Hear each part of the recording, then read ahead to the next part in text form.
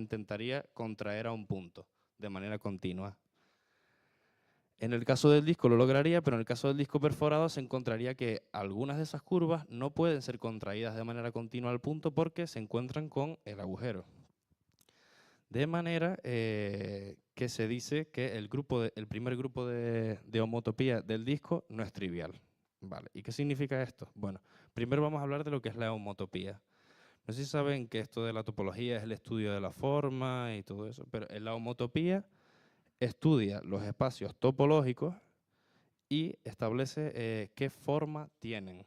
Aunque dos espacios topológicos sean distintos, pueden tener efectos prácticos la misma forma. Por ejemplo, un círculo y un cilindro.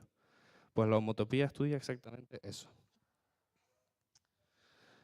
En el conjunto de las curvas cerradas, además de no ser deformable a un punto, no es deformable de algunas curvas a otras. Por ejemplo, las que dan una vuelta al círculo no son deformables a las que dan dos vueltas al círculo y sucesivamente. Porque habría que pegar, atravesar el hueco y dar otra vuelta. Así que las vueltas se pueden clasificar en las curvas cerradas se pueden clasificar en el número de vueltas que dan al círculo. De manera que está la 0 vuelta, la 1 vuelta, la 2 vueltas. Y además, si consideramos que algunas curvas son composición de otras curvas, por ejemplo, dar primero esta vuelta y luego estas dos, al final estaríamos dando 3 vueltas con esa composición, lo que sugiere que estas cajas tienen una estructura de grupo, concretamente el grupo de los enteros con la suma.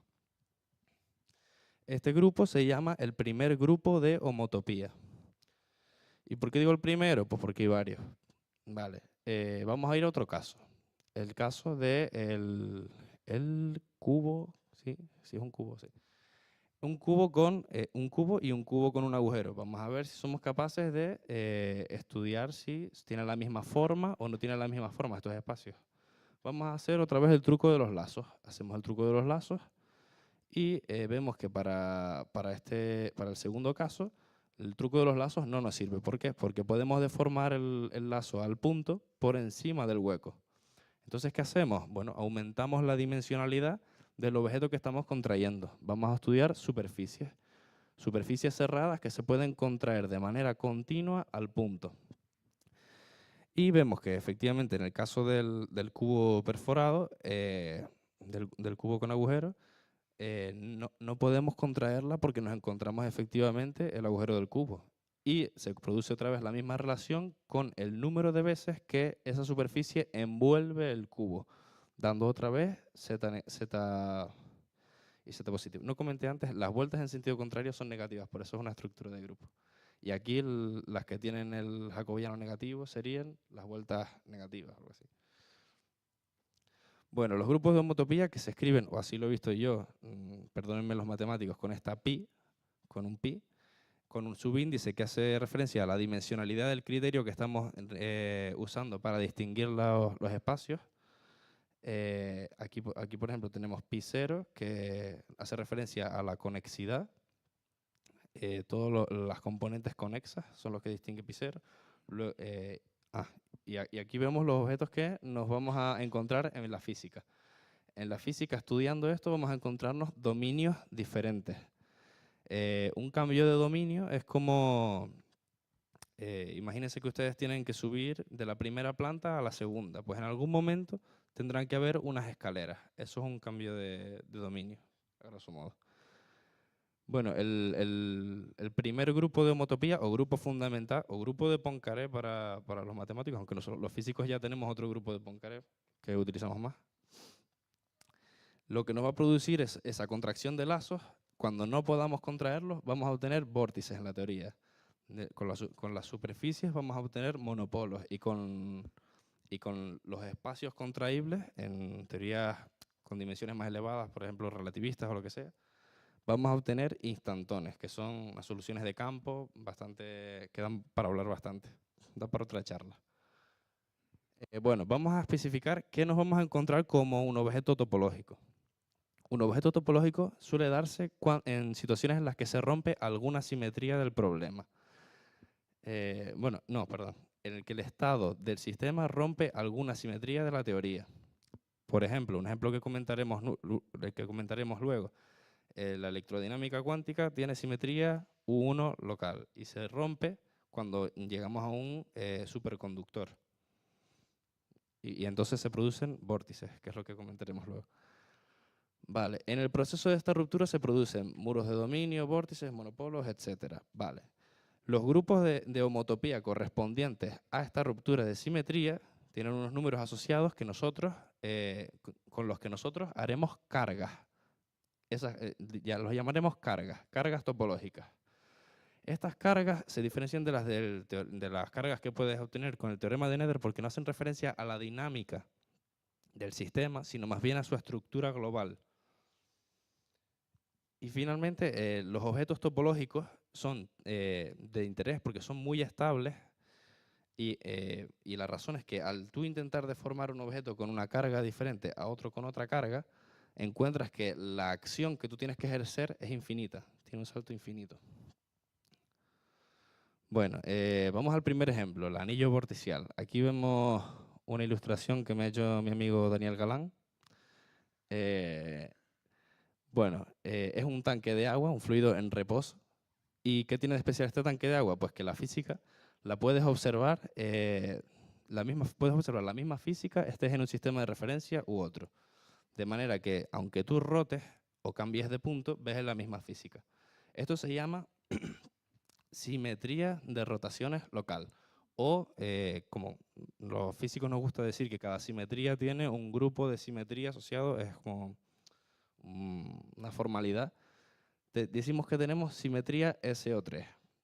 La simetría de SO3 son las matrices de rotación que cogen un eje y lo rotan un ángulo, básicamente. Bueno, para estudiar el grupo fundamental de SO3 podemos hacer, bueno, esta es la estructura global del grupo SO3. O sea, al final tenemos todas las direcciones en las que podemos rotar y el radio significa el ángulo de rotación.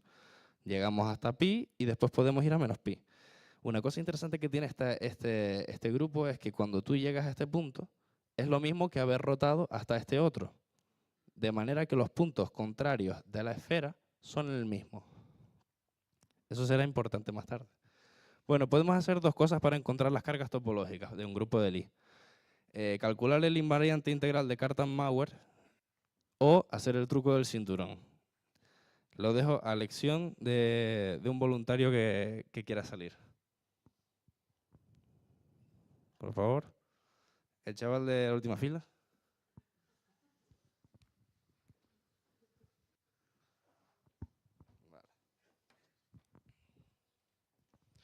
Vale, el truco del cinturón sirve para hacer lazos en el grupo de las matrices de rotación. ¿Cómo es el procedimiento? Él va a mantener el cinto con la mano y no lo va a mover. Y vamos a asociar que en el cinturón existe un sistema coordenado que va solidariamente con la superficie del cinto, de manera que siempre va a ir de esta manera, recorriendo el cinto de esta manera. Un loop cerrado es una manera que nosotros podamos colocar el cinto siempre que el sistema de referencia al principio y al final esté en la misma posición. Si empiezas así, acabas así.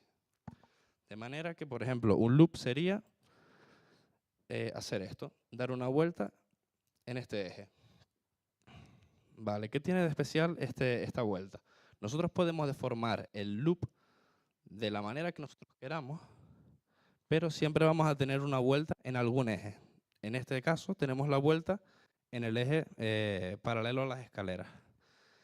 Y podemos deformar también el cinto, que no lo voy a hacer porque se me rompe el cinto, de manera que la vuelta sea en esta dirección.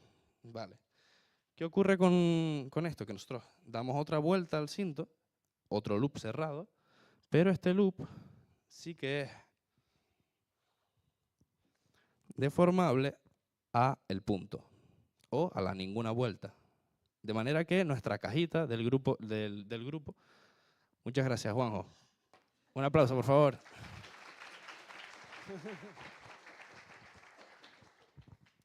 De manera que nuestro grupo va a tener dos elementos, va a haber dos cajitas. Los elementos de vueltas pares, ay, no lo comenté. Bueno, las vueltas impares se pueden deformar a una vuelta y las vueltas pares se pueden deformar a ninguna vuelta. Vale.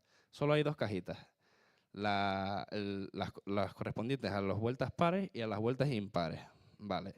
Con la composición, el grupo que se forma es Z2, que es este grupo que es par más par es par, par más impar es impar, impar más impar es par. Vale. Esta es la pinta que tiene un loop de vueltas pares. Y esta es la pinta que tiene un loop en vueltas impares. Recordamos que estos puntos son enemismos, así que esto es un loop. Vale, vamos a nuestro caso práctico, el anillo vorticial. Nosotros vamos a romper la simetría de rotación en un punto utilizando una corriente puntual. Esta corriente va a romper la simetría de CO3 a una simetría rotacional en torno a un eje, nada más, que se llama SO2, rotaciones en torno a un eje. Y el eje, vamos a decir que es V, o sea, el eje de la velocidad esta. De manera que nos va a quedar tres dominios. Bueno, tres dominios no, tres zonas. Una con simetría SO3, otra con simetría SO2 y otra que es una transición. ¿Cómo caracterizamos esta transición? En la transición se ha perdido una determinada cantidad de simetría. Esa simetría se caracteriza con este grupo de aquí, que parece una división, pero que lo que nos dice es las simetrías que se están muriendo en el proceso de llegar de aquí a aquí. Vale, pues el proceso de llegar de aquí a aquí es, respeta la homotopía de las simetrías que se están perdiendo. Es decir, los elementos del primer grupo de homotopía, de las simetrías que se están perdiendo, tiene importancia. De manera que no es lo mismo estar en 0 que en 1 de este grupo que es Z2, haciendo el cálculo este.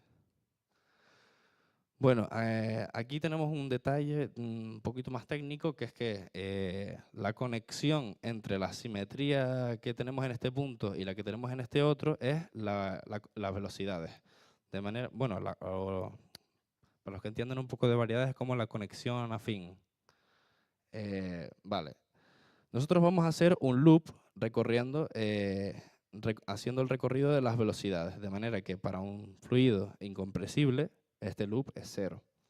Sin embargo, cuando rodeamos el vórtice, este loop nos encontramos con el teorema de Stokes y tal. Esto puede ser la integral superficie de la vorticidad, que es esta cantidad. Y la vorticidad tiene un polo, porque no está definida, en torno al núcleo del vórtice. Por lo tanto, es distinta de 0 y pertenece a el primer grupo, el elemento 1 del primer grupo de homotopía. Es decir, si nosotros tenemos un grupo de homotopía no trivial, vamos a obtener un elemento topológico. En este caso, el vórtice, que es un vórtice de anillo. Bueno, para los que no se habían enterado de nada hasta ahora, este es el momento del vídeo. Siempre que hay una corriente de aire, se produce este fenómeno.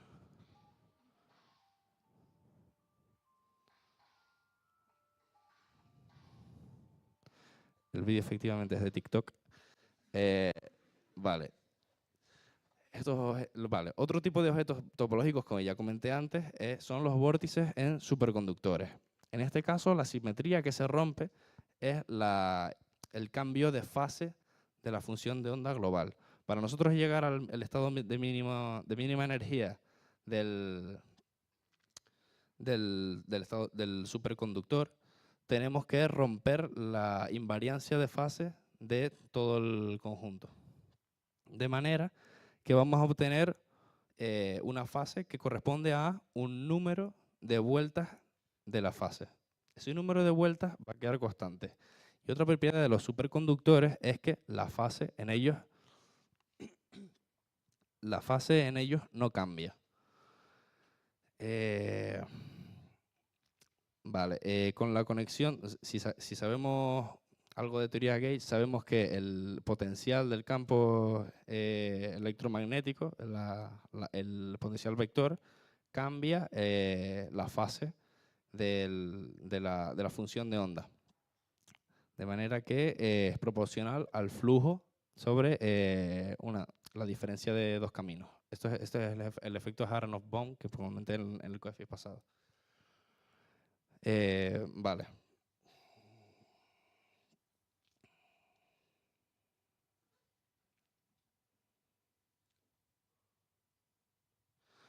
Al no variar la fase, el momento no puede cambiar y por tanto el campo magnético no puede penetrar el superconductor. Por eso se produce la levitación magnética. Esto es el llamado efecto Meissner. Pero sin embargo sabemos que la fase varía un número de veces 2pi, porque así se ha roto. Eso lo que significa es que la fase se está enrollando en unos determinados lugares, produciendo estos vórtices, por los que sí que puede penetrar el campo magnético en unos cuantos de flujo dados por esta expresión. Esta expresión estaba mal escrita, me di cuenta después. Bueno, y para terminar, vamos a terminar con un objeto interesante, aunque también peligroso porque no estoy muy puesto y de hecho es un campo bastante discutido a día de hoy. Los agujeros negros como objetos topológicos. Los agujeros negros son bueno, las métricas de los agujeros negros son soluciones de vacío de la relatividad general, que son asintóticamente planas. Es decir, en el infinito tenemos una simetría, que generalmente es la de la simetría de Lorentz más la expansión del universo. Cuando llegamos a la frontera del agujero negro, la expansión se rompe y obtenemos una estructura bastante parecida al vortex ring, dado que tenemos los dos horizontes de sucesos del agujero de Kerr, que son singularidades evitables con algunos sistemas coordenados, y la singularidad inevitable, que es la del anillo, que esto es un punto donde se rompe el espacio-tiempo, igual que se rompía la vorticidad en el caso del vórtice. Y bueno, muchísimas gracias por su atención.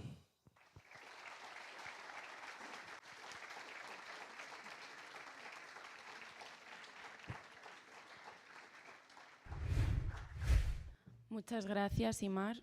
De coches no, pero de topología un rato. Si alguien tiene alguna pregunta, se la puede hacer. El caballero del fondo.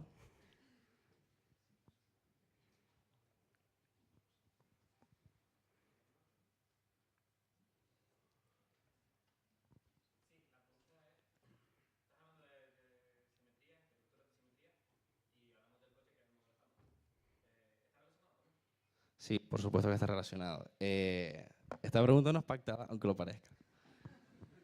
Vale, el modelo estándar en sí mismo no tiene estas cosas topológicas. O sea, se comprueba que el grupo es trivial para todos los órdenes. Sin embargo, en rupturas, en teorías de la gran unificación, a principios del universo sí que pudieron haberse, la teoría de la gran unificación tenía una simetría más grande que se rompió a la del modelo estándar en algún momento.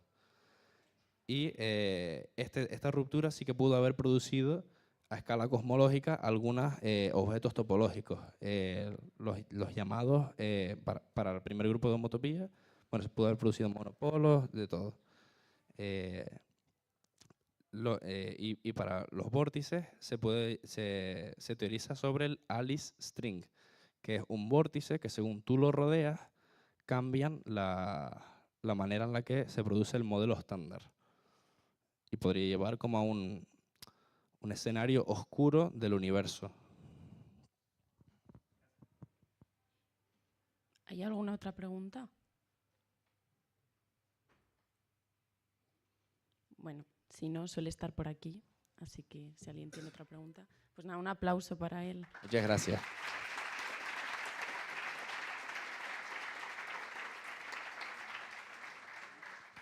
Bueno, vamos a dejar...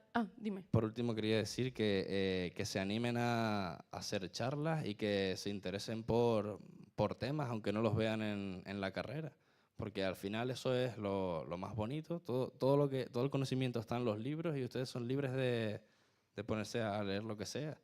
Y al final eso es con lo que se quedan cuando terminan la carrera. No con todos los apuntes ahí que no sé ni dónde guardarlos, sino con las cosas que a ti te han interesado, que has aprendido. Así que anímense a hacer charlas y no tengan miedo.